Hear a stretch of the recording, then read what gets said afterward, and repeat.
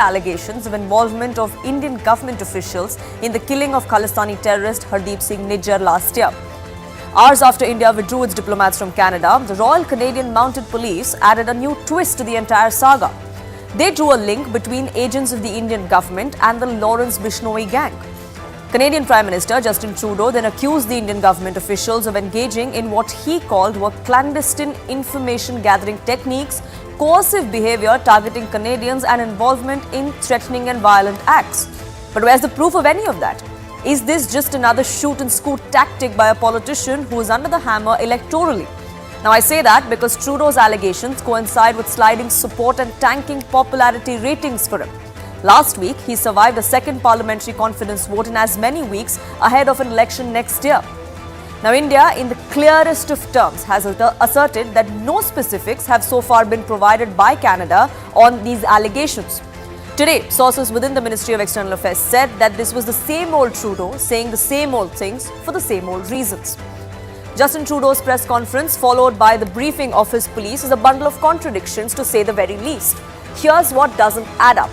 The claim that was made by the RCMP is that there's a Bishnoi link to the Indian government officials. But the fact is that it is the Canadian administration that provides safe haven to Goldie Brar and several others who are known to have links with Lawrence Bishnoi, a man who is in jail here in India. The claim being made from the Canadian side is that members of pro-Khalistani movement are the ones that India is against. Great that the Royal Mounted Police actually went on to say that there is a presence of Khalistani elements on Canadian soil. The fact of the matter is, despite dossier after dossier being given by India to Canada, no action has been taken on any of the extradition requests by India so far. The claim that was made by the Canadian side is that Indian agents are coercing and threatening businesses in Canada. If that was the case, where are the cases? Where are the complaints against any Indian government officials or any Indian national for that matter if they allegedly threaten these businesses as Canada claims? Now, Canada's foreign minister yesterday was asked whether the country is looking to impose sanctions on India. Melanie Joly responded by saying that expelling diplomats was one of the toughest measures that a country could take under the Vienna Convention, but everything is on the table. Now, if that's the case, India too has many moves in its arsenal, and it has on many occasions made it clear that New Delhi reserves the right to take further steps. What these further steps could be, if we do decide to take them, is that tariffs could be imposed or trade could be limited as far as agriculture and energy sector goes, because that's where India and Canada are deeply linked. Negotiations on comprehensive economic partnership agreements could also be halted.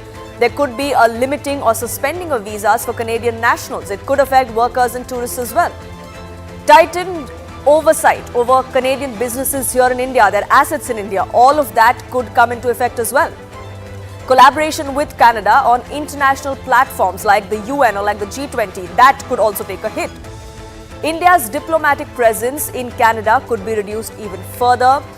If Canada says that sanctions could be imposed on India, those sanctions could be imposed by India on certain Canadian officials as well. Now, if our bilateral ties are really at a point of no return, then Canada has more to lose than India. Currently, the trade balance is in Canada's favour, which means that the value of our imports is more than the value of our exports. So if New Delhi were to put in place stronger measures, this is how it could impact Canada in terms of it having a monetary effect. Canada's agriculture exports to India, like pulses specifically, could be hit. Canadian pension funds with billions invested in Indian markets could also suffer. Canada's energy and potash exports to India could be disrupted as well. Indian student visas could reduce, and that eventually would hurt Canadian universities and local economies in different districts. Fewer Indian tourists would impact Canada's tourism sector as well. Canada could also lose India's support at global forums, like I mentioned, like at the United Nations or at G20. Now, Canada's influence in Asia, in Southeast Asia, could also weaken because India is a key regional player, and if it risks ties with us, then that is what is at risk for Canada as well.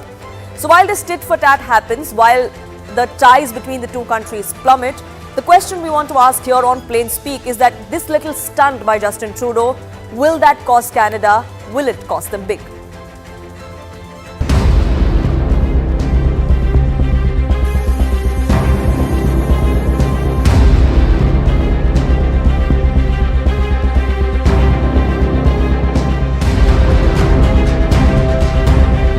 is obvious that the government of India made a fundamental error. It is absolutely unacceptable.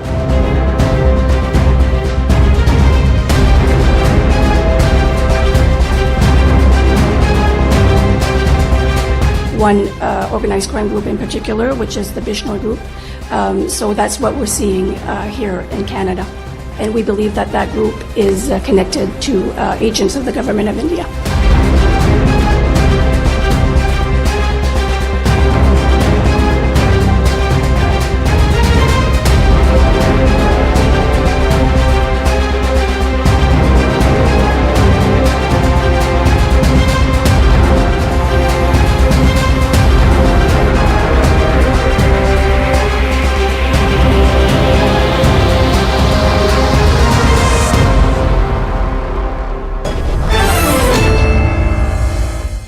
Let's open this up. Tara Karta, former director of NSCS, joins us on this broadcast. Achal Malhotra, former diplomat. Robinder Sachdev, global affairs expert. And Major General retired Sanjay Messner, defense expert, joins us as well.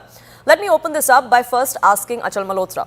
Diplomatically speaking, when we say that India reserves the right to retaliate or to take stringent actions or to take the right actions that would benefit us, what do we exactly mean? What does this reserve the right to retaliate mean? What could India do from here on? Well, if you want my reply to be restricted only to the diplomatic aspect of it, the practice in diplomacy is that when there is a reason for the relations between the two countries going down the drain, or if there is a suspicion about the role of diplomats taking undue advantage of their presence in the host country, or vice versa, we normally ought to express our anguish or disappointment with the host country. What we do is take the recourse to the expulsions of the diplomats, withdrawal of our high commissioners or ambassadors, or sending back the representatives or the diplomats of the other country posted in our own country. In this given case, Trudeau, we all know, we have all discussed the background. Trudeau created a situation when the government of India lost a complete, there's no sense of confidence anymore in the government of Trudeau as far as the safety and security of our senior diplomats is concerned. He has raised doubts about their credentials and credibility and creating an atmosphere where they could be targeted. They were being targeted in the past also.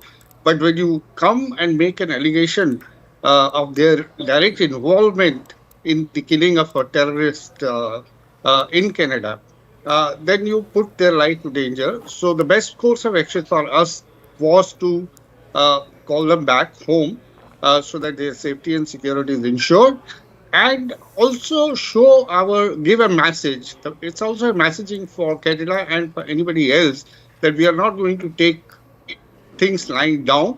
India is no more, a country which doesn't react or retaliate. And whosoever was pursuing here in the Canadian High Commission the interest of the Trudeau government, and we have decided to send them pack their bags and go back home. This is as far as the diplomatic framework is concerned. Now, whether it will have impact on other aspects of our bilateral relations or not, that remains to be seen what happens next, whether we decide to take it further to trade, commerce, investments, people-to-people contacts. That, I think, remains to be seen. If you ask my personal opinion, I think going by the India-China example, what has happened is from government, we have already stopped talking to them, and we have made it known to them that unless there is a tranquility on the borders, we are not going to talk anything else. But trade is going on. Many other things are going on. In fact, trade is multiplying.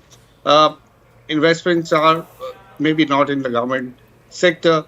So similarly, whether we will take those drastic steps would depend on the further course of action. Maybe we'll wait and see. Trudeau's government days are numbered. It's a matter of few more months. Trudeau is definitely going to go. How conservatives are going to behave, that again remains to be seen. But the larger issue of, the Canadians patronizing and giving shelter to blatantly anti-India terror and extremist elements is something which has to be addressed very seriously. And let me tell you, this is in the genes, in the DNA of Canadians, perhaps. I take you back to the 1982, when Mrs. Gandhi had asked for the extradition of, the terrorist Parmar from Canada, and it was this Trudeau's father, who was the prime minister at that time, who refused. And that Parmar was found responsible later for the mid-air killing, the blasting of, bombing of the Air India Kanishka. And who died? Out of 300 plus, 250 were Canadian citizens. Something like that, he's doing for the rest of Canada. He's allowing these,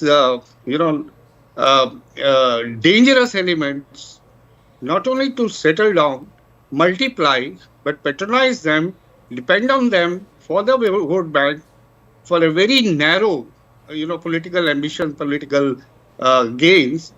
They are actually not realizing the seriousness of the problem these people, these same elements can become for them. Absolutely, and this despite them actually admitting to it, because yesterday when we saw this press conference by the Royal Canadian Mounted Police, they went on to say that yes, there are these pro-Khalistani elements or Khalistani elements that India is acting against. It was perhaps a slip-up from their side, but it's an admission that you have been harboring these elements for too long.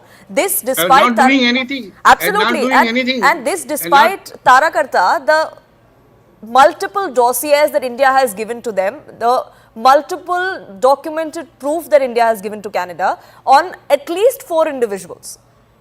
And their role of fomenting trouble both in Canada and of orchestrating attacks here in India. Absolutely no word on that. By their own admission, they are harboring all of them. And yet we have the Canadian Prime Minister and his entire cabinet and the police standing there and wanting to lecture New Delhi. This has been repeatedly, we've shared dossiers, we've shared information, we've shared intel. I mean, we've told them, I don't know, I've lost count. I mean, in all these years in government, how many times we've done this, right? And it's like water off a duck's back. Nothing happens. So it makes no sense to me. I mean, even the only thing is that, you've got gangs like this. Now they say the Bishnoi gang. This is surreal at some level, right? They say the Lawrence Bishnoi gang has done this thing.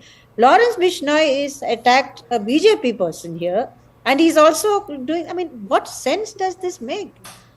And I just want to bring this particular thing out. The whole story is about how the Indian ambassador there was involved. Now, the previous speaker will endorse. In all my years in government, I have never known a diplomat ever involved in such activities. I mean, they would be horrified to be involved in such kind of things. It just doesn't happen in our system. So the question then arises as to what is going on here. They've said we've shared information with the Five Eyes. Okay, good for you. Go share the information. And then you don't share information with us for ages, for months together. You don't tell us anything. And then finally, at the last minute, you say, we've uncovered all this. So what were you doing all this time? All the years and years and years when we've been trying to tell you things, your intelligence agencies apparently never had the capability to find anything. But now suddenly you're active. And of course, all of us know how badly the Kanishka bombing investigation was handled. And in one sense, I will hand it to Canadian authorities. They were equally damning about this investigation. I mean, there was a parliamentary look, there was a report, there was all sorts saying what a shoddy job they had done. So, sorry, how can any of us have faith in what these people say? If you have a problem, there's a ways of taking it up. Not like this. The way Trudeau went back from India, went to Parliament and then made this statement in the House saying, India's done all this, just because he was given a very bland welcome, to put it mildly, in India. What kind of, is this how a leader of a country behaves? If there is a problem, there are ways, like I said, there are ways of handling it. But at the moment, this it makes no sense. I'm sorry, at so many levels, it doesn't make any sense. And it's interesting the timing of it all, Rabindra Sachdev, isn't it? There is a commission that is looking at foreign interference that Justin Trudeau is going to be appearing before tomorrow, in fact. 24 to 36 hours before that, we see these kind of allegations come to the fore, exactly a year after they were first made. And in that 1 year, there's very little in terms of proof that has been shared or very little in terms of investigation that has been done. Absolutely, Poonam, and timing. In fact, I mean, my one thesis, one analysis I'm looking at, Trudeau is doing what he is doing partly because of what I call as China Gate.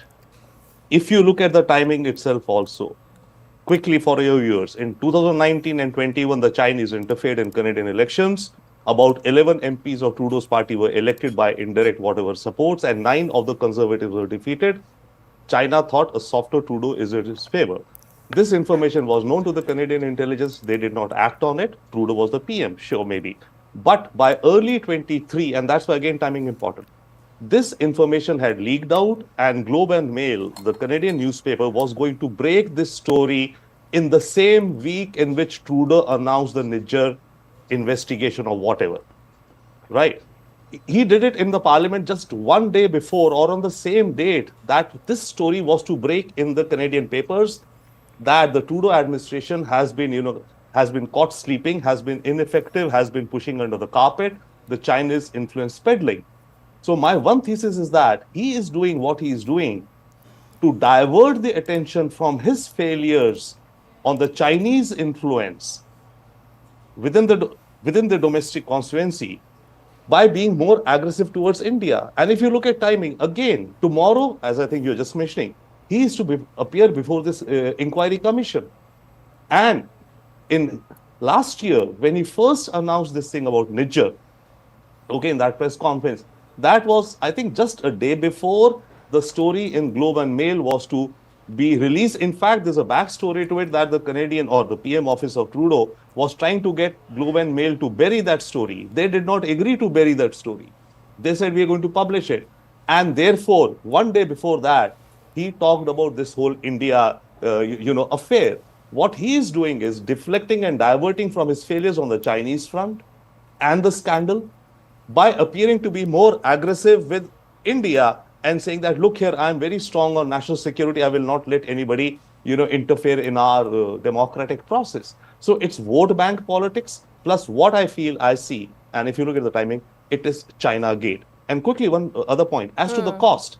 I think the biggest cost to Canada is the weakening of its own democracy. And in that sense, by the way, China has succeeded, I will say. See, the attempt of China is to weaken the institutions of democracy and social cohesion within countries. That's what Russia attempted in the US. They partially succeeded, right? That's what China wants and wanted in Canada. What better than having Western democracies appear weak and deeply flawed? So if you look in Canada right now, what's happening, there is no credibility being left to their institutions. As an earlier speaker was saying, their intelligence, what were they doing? This whole inquiry into China Gate, what were they doing? These gang wars, what are they doing? Okay, these courts, courts is not there yet, but the politicians, what are they doing? So Canadian democracy, apart from the economic costs that we've been calculating, right? The pension funds and, the loss of the Asia pivot, other than China, they've broken this. They're drifting away from China. America is drifting, so Canada will have to drift. And the Asia pivot, which Canada was planning, was to start from India, actually, in 22 or 23, right? That whole got delayed. A big delegation was to come to India after years of planning of Canada's pivot to Asia, right? That got sunk. So those are the economic costs, the strategic costs. But a bigger cost, I think, from a nation's point of view, is the weakening of its democracy. And Trudeau has been, I think, yes, singularly responsible. His leadership, the way he has led his country, meandering and bumbling along and raising these charges, as I think all of us speakers here are saying, these matters may have been occurring maybe earlier also, could occur again between mature nations. They handled quietly behind the curtains. They are compartmentalized and, some big deals made and not this hullabaloo made. Trudeau escalated this matter to the level which he did because he wanted to divert attention from his failures of China. But if it's his personal loss of face or loss of credibility, and Major Mr. I want to get you in on that, is it worth risking the credibility of the entire country? Like Rabindra Sachdev was also speaking of, there are a lot of costs for the country as a whole to bear. If India were to retaliate further than what we already have and downgrade bilateral ties even more than we already have, then that could mean that Canada turns out to be the much bigger loser than India would be. Poonam, good evening. Absolutely right. I think you have hit the nail on the head by your question itself. Firstly, the question is, does it affect the credibility of the Canada state? See, let me put it. Historically, embassies have been functional, high commissions have been functional between states. There is a purpose to that. These are very sensitive appointments. An ambassador or a defense attaché, when he's picked up, his data is sent to the host country, they approve it, and thereafter, once he is deployed in that particular mission, he goes and presents his credentials. So these are very sensitive appointments, and they are selected by the country. And of course, wherever he is placed, there also they go into a lot of detailed checks. Now, at the fag end, you start blaming the ambassador and team of some officials that they're indulging in so-and-so activity, against the interest of Canada, and they are involved with some groups. I think that is the worst. It's such a diplomacy. It's such a fine, I would say that it involves a lot of detailed deliberations. It's a reputation of both the countries. So I think it's been a very, very brazen act by President Trudeau, by Prime Minister Trudeau. I think it is one of the most brazen acts ever done, and it is going to backfire on them. I would now put an idea. What is Pakistan doing to India? Is they have also been harboring terrorists and using the terrorists against India. Why is Canada exactly doing of harboring terrorists against India? I think he and his nation should be responsible, and therefore it is going to backfire on him. Reason being, firstly, the Canadian public and the opposition, I think this time he'll be off from the election. This will make no headway for him. Number two, trade and every way, it is going to affect him. His credibility, he does not realize that India is today the leader of the global south. The global south is today united, and India happens to be the capital of global south. So he cannot be, taking, if one word I put it, panga against India by trying to internationalize a trivial issue. It's a trivial issue. It could have been resolved much better through diplomacy. He should have called the ambassador. There is an ambassador here, the Canadian ambassador here, or the High Commissioner. It could have been resolved. But, internationalizing and trying to publicize it and trying to show India in the back. And not backing it with any proof. That's the most important bit, making these allegations without any sort of proof that's shared with the two countries or put out in public. But Achal Malhotra, as far as these allegations and the harboring of Khalistani elements in Canada is concerned, now we're discussing what the costs of this could be for both countries. But if we're talking specifically about Canada, and if we're talking about what our bilateral ties could mean, as far as harboring these terrorists is concerned, it will eventually backfire for the entire country. So why are we not seeing anyone from the other political parties, from the opposition, or even from Justin Trudeau's own party say anything about this? No, I think as far as the Sikh elements and the Punjabi vote is concerned, it's a vote bank as good for the Liberal, for the Trudeau's party, as it also for the Conservatives. So they are not foreseeing the pitfalls of the policy of engaging or harboring or patronizing these elements. They are digging graves for themselves.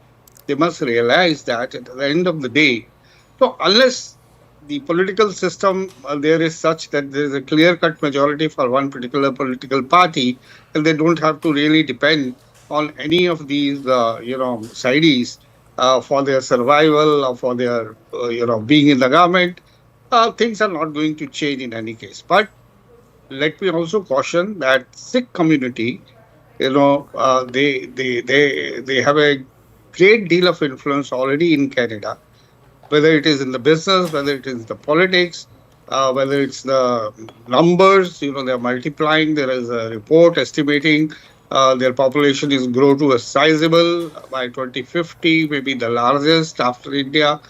So something they have to foresee it. I think they're not showing that vision at all, and as they should prevent it right now. They should not forget, and I may go even to the extent of saying that definitely there is absolutely no chance of any Khalistan being carved out from out of the Indian territory, but there are every chances of a mini Khalistan at some point of time being carved out of Canada. And it looks like Canada, they're willing to take that risk.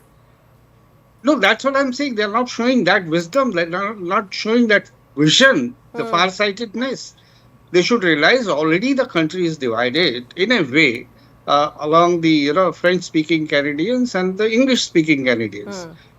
This demand for a separate sovereign state by the Quebec, referendum, if you remember, 1995, when they wanted to have a separate sovereign state for the French-speaking Canadians, with some arrangements with the English-speaking Canadians. 1995 referendum, the contest was so close. Those who said no were just marginally more than those who said yes. And maybe these days I haven't heard about the same kind of sentiments, but that underlying currents are there. So why are they doing? I mean, can't they realize that they might end up in a situation when Canada is divided into three states, and so there are a lot of risks involved, Yeah. and they refuse to see any of them. I'm running out of time, but Taragat, I want to give you the last 30 seconds. As far as how the Five Eyes are looking at this, this kind of intelligence is shared between these Five Eyes nations. But the kind of response that has come to the fore, say from a United States or from a United Kingdom, who was also briefed by this by Justin Trudeau, how do you see that going forward from here? No, in all justice, the Washington has been very discreet. In fact, they would have probably been continued to be discreet had Trudeau not pulled off this, huge act which he's done. Similarly, the UK. However, my worry is that all the protests that we saw in, some time back, there were all these protests by Khalistanis, were all in Five Eyes countries. So I'm not saying this is equal to this. I'm not saying that, but it's very troublesome, right? What is going on? And my biggest worry is not Canada itself. They can shout and scream. What effect is this going to have in the US? Correct. Where our team has gone there, they're talking to them. That's how this is conducted. Even if something is gone, you go there, you talk to them. And that's you take things forward. But, there's something I'd like to say. There is a secret report by the by the CSIs or the RCMP, I think, recently, which brought out, foreign interference in Canada. They pulled out India and said India does this. There are about 6 other countries whose names are redacted, who are also, apart from China, they name China. They have no problem with that. But there are other countries who are also interfering in Canada. Obviously, if you shelter every known criminal in the countryside, there will be people who will act against you. And under international law, you are allowed, if you take this up with a country repeatedly and they do nothing, international law allows you to act in self-defense. Which is why India has been making it clear that we reserve the right to act and take stringent measures for whatever is in our interests. I have to leave it at that, but I thank you all for this enriching conversation that we've had. I have to take a break on that note here on this edition of Plain Speak. But on the other side, we'll get to the big debate coming in from Maharashtra, because election dates are out. They are going to take place on 20th of November. Results will be out on the 23rd, but fireworks have already begun.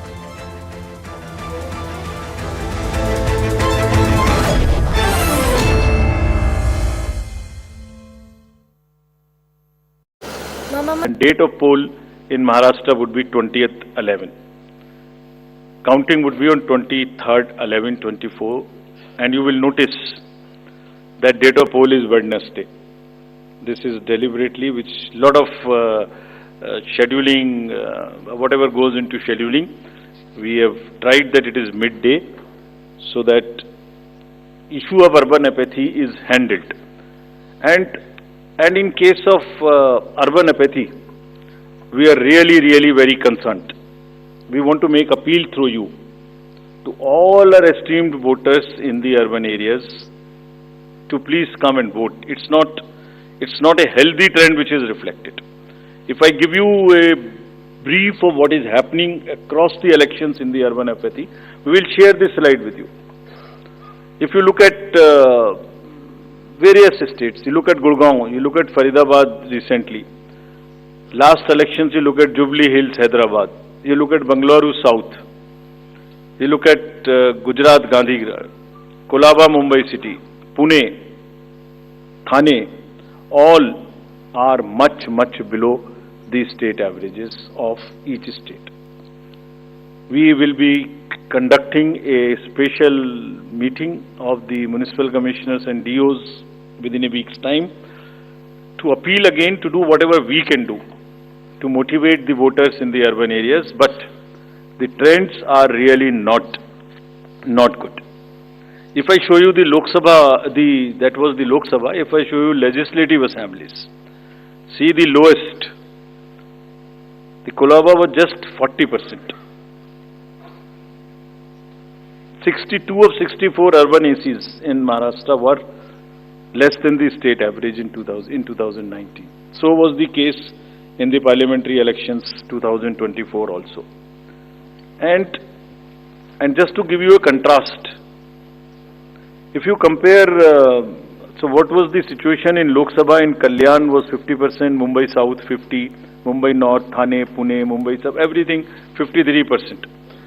And these were the lowest 6 parliamentary constituencies out of the lowest 10. So that's the state of the urban apathy. We would be doing everything to counter it. Last time in 24 elections, we had all celebrities, all corporates, Amul, everyone involved. We'll do it again. And we'll also, at this point, emphasize that this contrasts with a very positive trend in the constituencies like Doda, 72%, Riyasi, 74%, Punch, 74%, Rajouri, 71%. If they can go 70 plus, Kolaba can also go 40 plus. In 24 Lok Sabha elections, Bastar was 68%, 69%. Gadchiroli, Manipur, states after state, tough areas. So we'll be requesting through you, we'll have a special drive this time for the slum areas in urban areas and also the colonies, all alike, to have a real urban push. I do not want to name a specific thing, but there are booths in Faridabad and Gurgaon in the recently held elections, and they are the poshest places where voting has been around 20%. So again, we will be doing a lot of work on this to do whatever we can do to attract the urban voters. Now, friends, coming to Jharkhand. Jharkhand एक बहुत ही समृद्ध state है, बहुत ही उसकी विरासत है, और वहां पर हम फिर से अपील करेंगे कि सब वोटर्स अधिक से अधिक मात्रा में वोट दें. Schedule would be like this. Jharkhand would be in 2 phases. The date of poll, first phase would be on, date of poll would be on 13th November, and the second phase would be along with Maharashtra on 20th November, and date of counting would be 23rd 11, that is Saturday. With this, we end our presentation with the request that through you, that all the voters of Jharkhand and Maharashtra कृपया बाहर आइए, कृपया vote करिए. लोकतंत्र के उत्सव में आपकी भागीदारी कि हम बहुत ही रिक्वेस्ट करते हैं, अपील करते हैं आपसे. Thank you very much. So bye. So we will come back. We'll come back.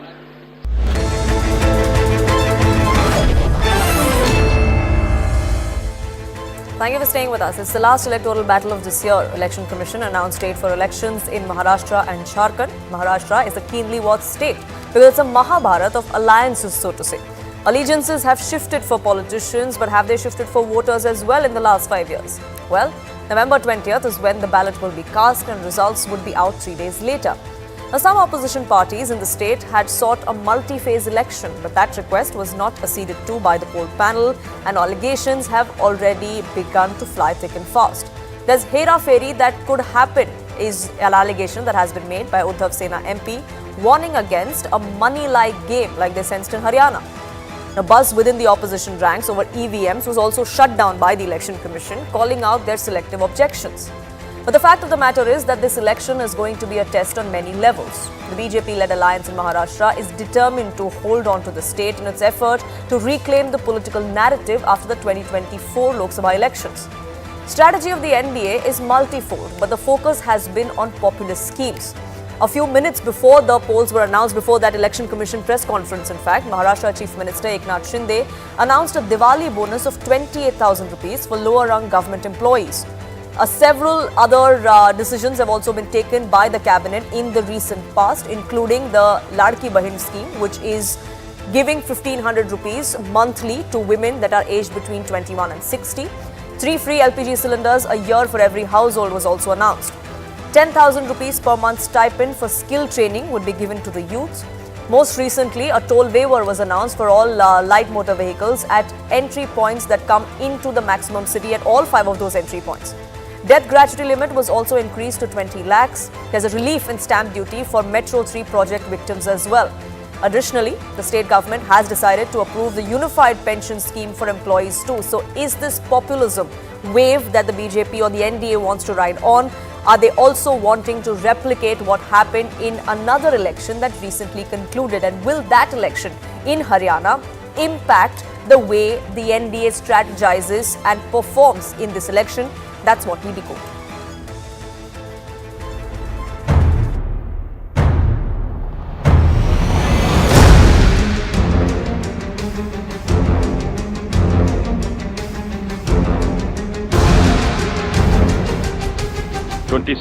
October would be date of notification. Last date of making nomination would be 29th October. Scrutiny on 30th October. And last date for withdrawal 4th, and date of poll in Maharashtra would be 20th 11. Counting would be on 23rd 11/24. आज बड़ा सवाल है कि election commission किस तरह चुनाव कराता है। ईवीएम की मशीनों पर भी शक और शुबा है। ईवीएम का बड़ा खेल कहीं भी हो सकता है और उसके लिए भारतीय जनता पार्टी चुनाव से पहले ये सारे काम कर लेती है।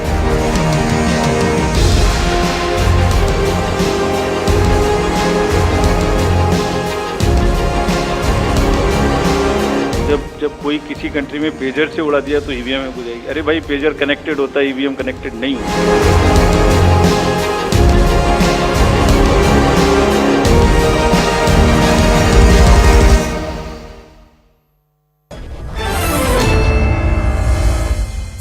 Spokesperson of the Shinde faction of Shiv Sena, and CS Jha, leader of the UBT, join us.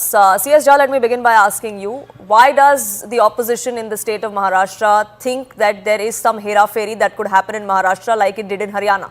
We had Sanjay Raut's first reaction today after the dates were out, saying that there might be some money game that happens because this is a one-phase poll in Maharashtra. See, the late declarations of election continue this government for this long, and everything, the law and order situation in Maharashtra. So all these things continuing, and eventually the declaration today, the ECI is working at behest of the central government BJP as well as the state BJP government which is being run.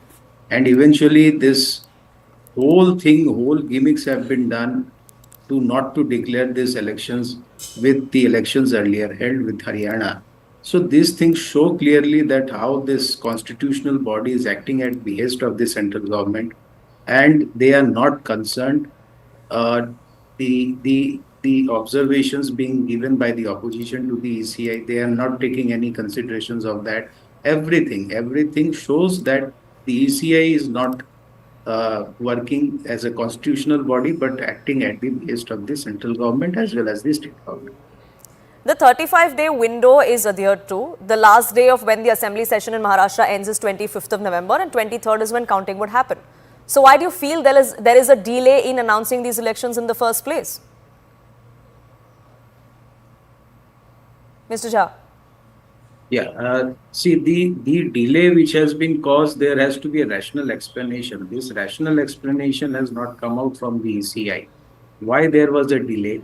Why it was not conducted with the elections which has been done with Haryana and other states? So this. But where is the delay is a question I'm asking you. The elections are being conducted within the time frame.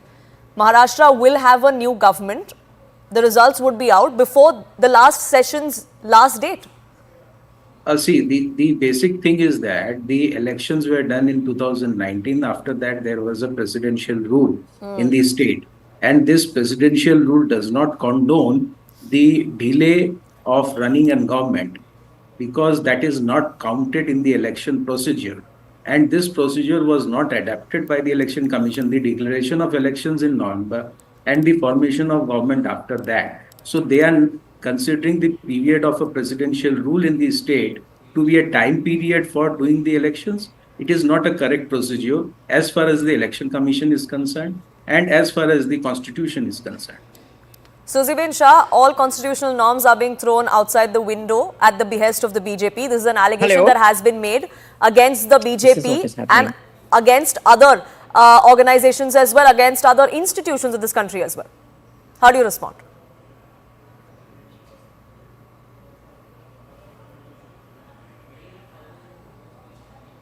Hello, I'm sorry that I think there was a little bit of an internet issue.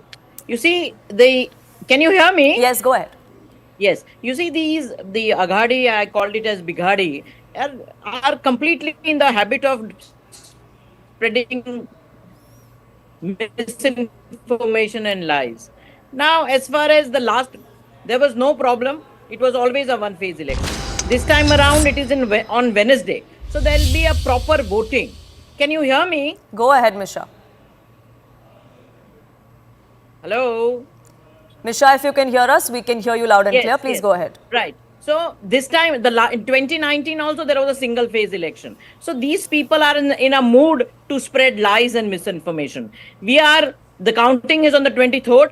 We will win with a comfortable majority. On the 26th, a constitutional government will be on place. I fail to understand where is the problem.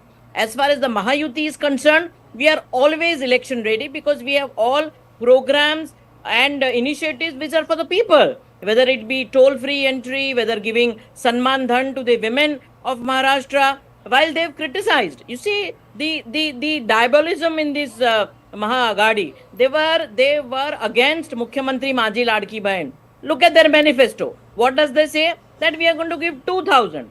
They were against giving loan waiver to the farmers. What have they done? 3 lakh rupees loan waiver. So therefore, these trap and this misinformation that they are spreading, I think Congress, you must know, Mr. Jha, what Congress has promised. That is the problem. Left arm doesn't know what the right hand is doing. So there is the problem. As far as Mahayuti is concerned, we are all together. We are going in the election under the leadership of CM Eknath Raoji Shinde. Everyone has accepted the leadership. He is our Mukhya Neta. And we do hope. Will show everything. Absolutely, there's nothing to show. You have no programs. What are your initiatives? Don't talk about who's the biggest Gaddar. Initiatives were done by Mr. Thackeray. Initiatives of that time. And eventually, was only responsible for delay and derailing projects. Out of sight. It was always Mr. Murders are done in broad daylight. Mr. Uddhav Thackeray, with due respect to him, high-profile accidents are happening. Facebook Chief Minister. He only derailed project. He only delayed project. Whether it is a metro, whether it is CS Jha and Sukhbir Shah. Okay, CS Jha. Okay, let me intervene here. Sukhbir Shah, the focus of the opposition has now turned to the law and order situation in Maharashtra. 3 political killings just this year. Several other attacks, several other crimes that have come to the fore as well. Do you think this is a plank that will resonate with voters? Because the opposition believes that it is going to. And this is going to be the downfall of the NDA government.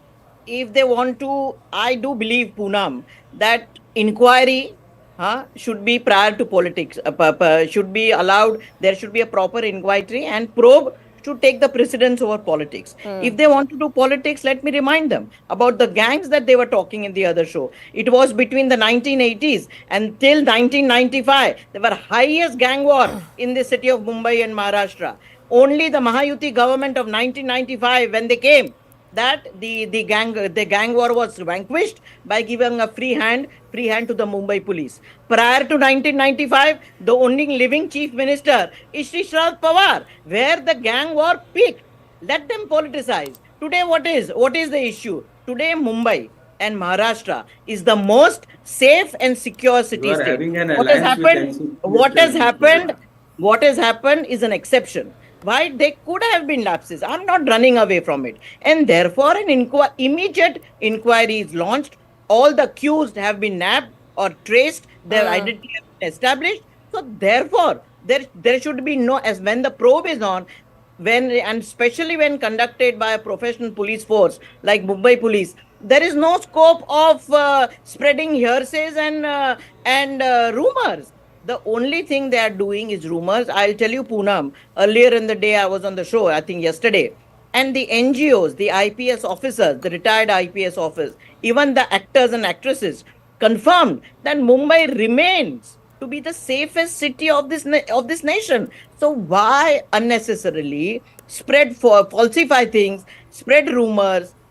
I don't understand. Wait for the probe to happen. We are not a banana republic, Mr. Jha. Sure, the probe can take place, but meanwhile the political fireworks continue. But CS Jha, I want to bring this back to why we're seeing these questions being raised of how there could be hera-feri, how there could be...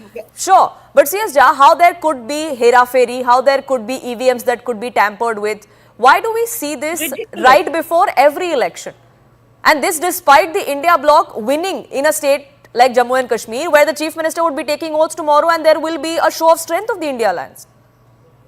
See, there are scientific reasons for stating that this VVPAT machines and the voting machines can be hijacked.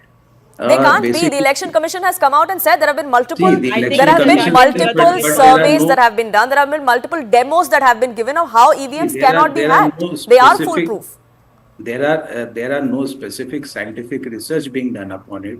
The ECCI says that it is foolproof, but eventually, if we say many American studies and research work shows that it can be hijacked, it can be very well be manipulated. So eventually, if you see this machine works under some kind of networking system, so that may be hijacked. That is not ruled out. But eventually, if you see the elections which were to be done in Maharashtra long back has been declared after so much of delay. Now the thing is that they want to. I don't know why you say they were supposed to be held long back. There was a delay? I don't know. I don't know, and you haven't answered that question, CS. I've been asking you that. Why do you think there is a delay? The elections are being conducted. The results will be out 3 days before the last day of the last session. See, this election ought to have been declared with the Haryana elections, and the opposition was demanding for that. That was the opposition's demand. Eventually, that does not make the gospel truth. No, the thing is that the presidential rule will not give a extension of time to the ECI to declare the elections in November. It was to happen in September or October at the best, because that was the relevant time period in 2019. And eventually there was a presidential rule after that, and the government was formed in the month of December. But things have changed from the last 5 years. Things have changed in terms of how elections have been conducted as well. In multiple other states where multi-phase polls used to happen, those phases either have been reduced or come down to one because situation has changed on ground. 2019 also, the Constitution does not give an authority to ECI extend the elections where the presidential rule was imposed. Because the day presidential rule was imposed, that does not give an extension time period for declaring that elections. The government has to be formed the day the elections were held, as per 2019. So this cannot continue, and ECI is not working in accordance with the Constitution. Sure, but the ECI, that's the allegation the opposition makes. The ECI has come out and rebutted every single allegation of that. Well, elections are going to take place less than a month and a half from now. We'll find out sooner than later which alliance has the edge in Maharashtra. But I thank you both for joining us here on this edition. Time for a quick break, but on the other side, we'll get you details from External Affairs Minister S. Jaishankar's Pakistan visit.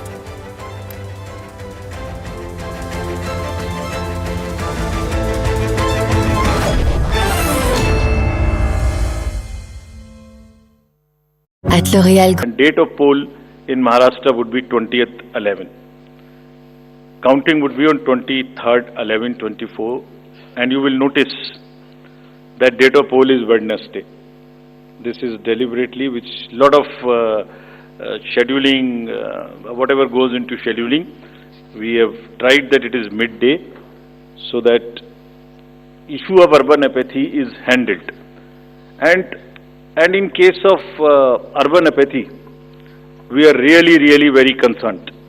We want to make appeal through you to all our esteemed voters in the urban areas to please come and vote. It's not a healthy trend which is reflected.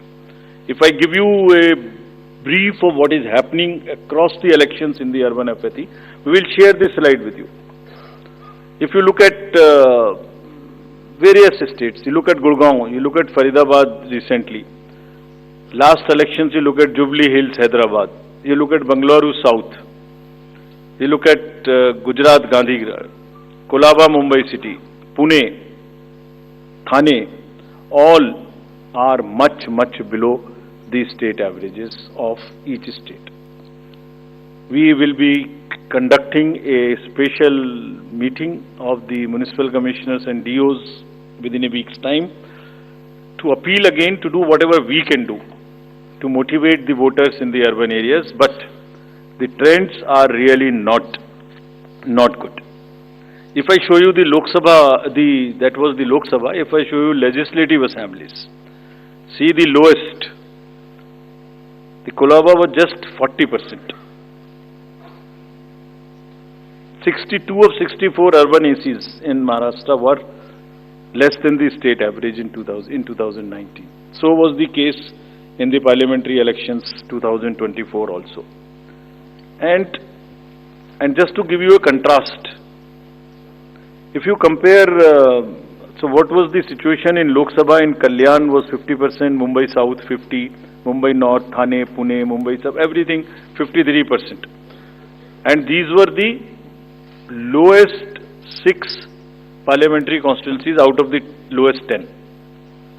So that's the state of the urban apathy. We would be doing everything to counter it. Last time in 24 elections, we had all celebrities, all corporates, Amul, everyone involved.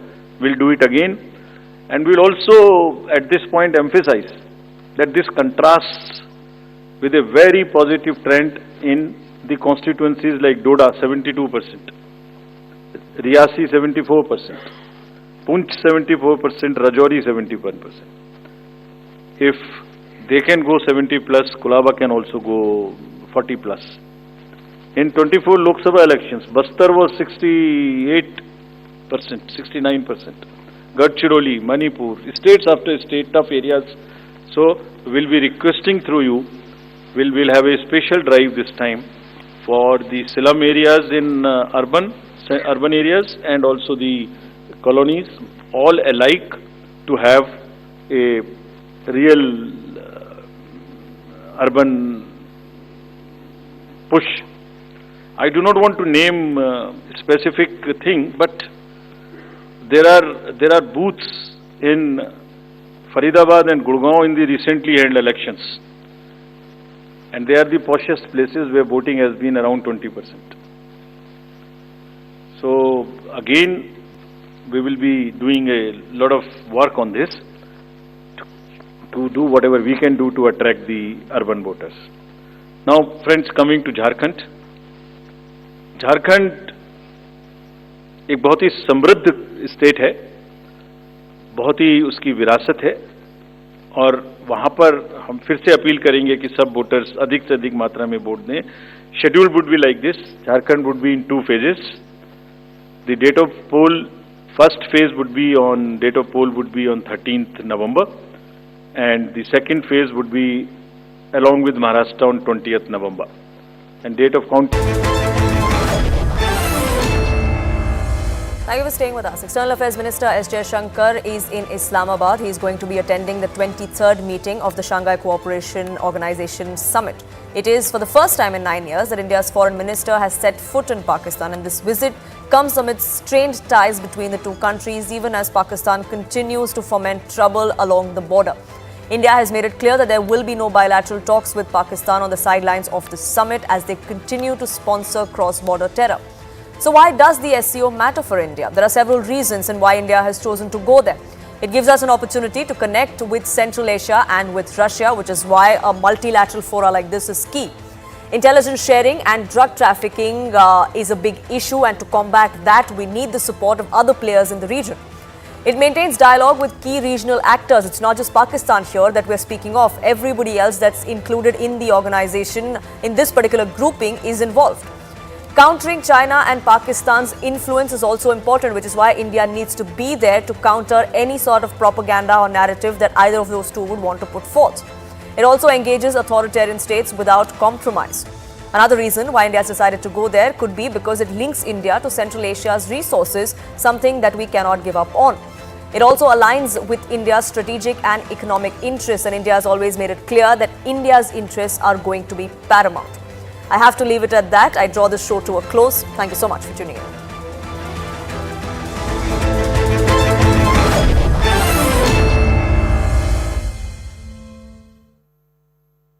At L'Oréal Group. And date of poll in Maharashtra would be 20th 11. Counting would be on 23rd 11/24, and you will notice that date of poll is Wednesday. This is deliberately, which lot of scheduling, whatever goes into scheduling, we have tried that it is midday so that issue of urban apathy is handled. And in case of urban apathy, we are really very concerned.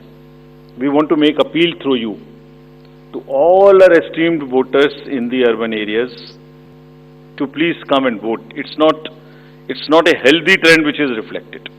If I give you a brief of what is happening across the elections in the urban apathy, we will share this slide with you. If you look at various states, you look at Gurgaon, you look at Faridabad recently. Last elections, you look at Jubilee Hills, Hyderabad. You look at Bangalore South. You look at Gujarat, Gandhigram, Kolaba, Mumbai City, Pune, Thane, all are much below the state averages of each state.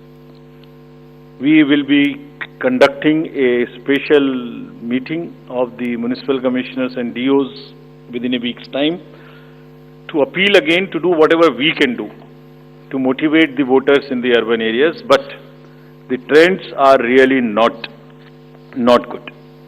If I show you the Lok Sabha, that was the Lok Sabha, if I show you legislative assemblies, see the lowest, the Kolaba was just 40%. 62 of 64 urban ACs in Maharashtra were less than the state average in 2019. So was the case in the parliamentary elections 2024 also. And just to give you a contrast, if you compare, so what was the situation in Lok Sabha in Kalyan was 50%, Mumbai South 50%, Mumbai North, Thane, Pune, Mumbai South, everything 53%. And these were the lowest 6 parliamentary constituencies out of the lowest 10. So that's the state of the urban apathy. We would be doing everything to counter it. Last time in 24 elections, we had all celebrities, all corporates, Amul, everyone involved. We'll do it again.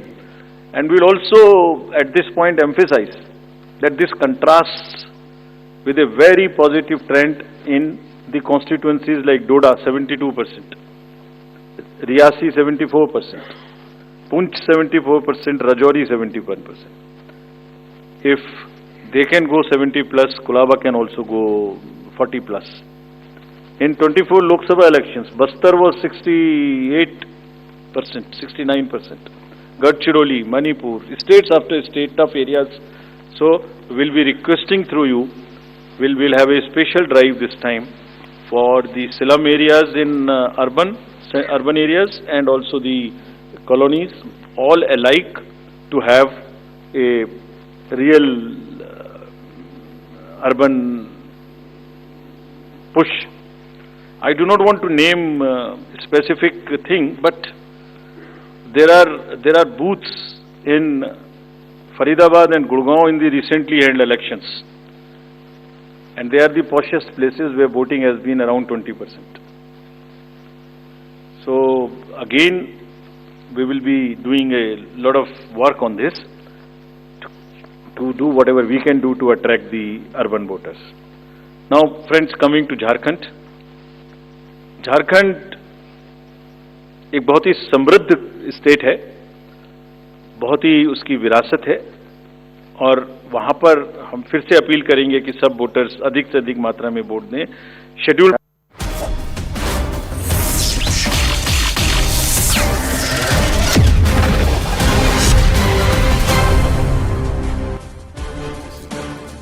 Namaste, Jai Hind, and welcome to this edition of The Right Stand. Ladies and gentlemen, I've got Ambassador Deepak Vora sitting right next to me, and he's talking about what Bharat is doing. We'll get to that in just a bit, ladies and gentlemen.